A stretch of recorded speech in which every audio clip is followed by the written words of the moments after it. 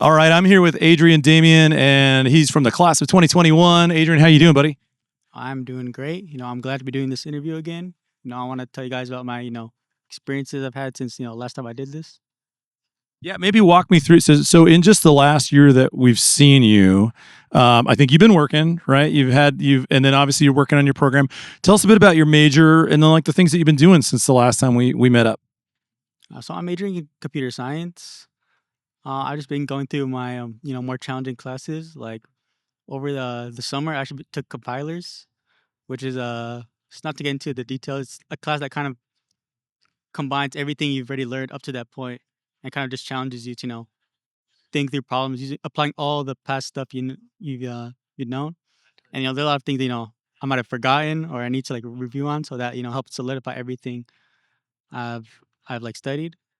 And also, of course, I've been working. I actually work at a game studio, Wow. and I work remotely at a game studio, and we're just still working on creating a demo that we can pitch to publishers, so I can get a publisher, get the game out there, and all that stuff. Well, okay, now I have other questions because like from your program to getting into the workforce or having like this kind of job. One, how did you get this kind of a gig? And two, what is it you're doing exactly for the game studio? Okay, so the way I got it, it was kind of unexpected for me because I make games like on my own. Like I just post them on social media, and I don't expect much. I said, oh, like a few likes, but then I got contacted by like a guy who was starting like his own company, and he wanted me to like Wow. work for him because it's he saw my work, he thought it was impressive. So then I started working on that, and basically what I do is I'm the lead programmer. So like I pretty much just do all the coding for the game, and he also codes some of the game. Like he already had some of the game coded, but he wanted me to like fix it because like he's told me like he's not as experienced, so he needed me to like fix up a bunch of stuff, like clean it up, make it look all nice. Wow. Okay. So, at what point in your maybe in your high school path or in your college path did you realize this is what the kind of stuff that you wanted to do? I mean, honestly, this is like I wanted to do this since I was like a little kid because like I used to really like video games. So like, oh, I want to make video games. That was like my dream. And that's basically what I kept working towards like my whole life, I guess. Wow. That's okay. So let's go back to college. So you're getting towards the end. What's your expected graduation date? And then like what kind of things exist between here and there for you to accomplish all of that? So I have 2 semesters left, so I'm gonna graduate next summer. And really, all I have left is this semester. I have 472, which is senior design. So I pretty much have to work with a team to like design like our own app, our own program, and then like pitch it at the senior design contest, which sounds pretty cool. Wow.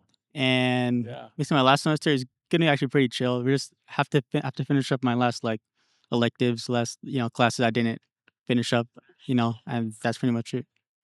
So I want to talk about your support system and then maybe kind of like your reasons why, like what gets you to like what has motivated you to do this? Like especially on the front end when it wasn't maybe as cool or as glamorous as like the coding stuff you were wanting to do. Like, what kind of support system did you build? And then what kept you going through all that?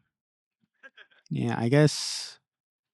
I mean, for one, my friends, family, they always keep me going. They're always encouraging me to do better. Especially my family, who just like really have high expectations for me and want me to do it. I just want to make them proud.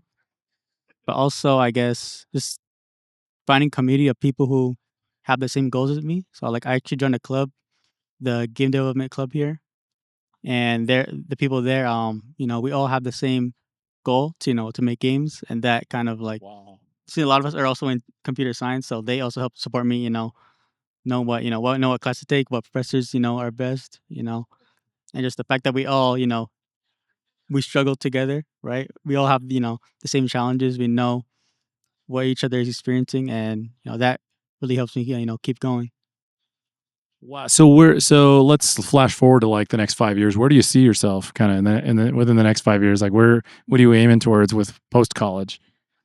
Um, so I mean, hopefully, I can still keep working at the place I'm working for now.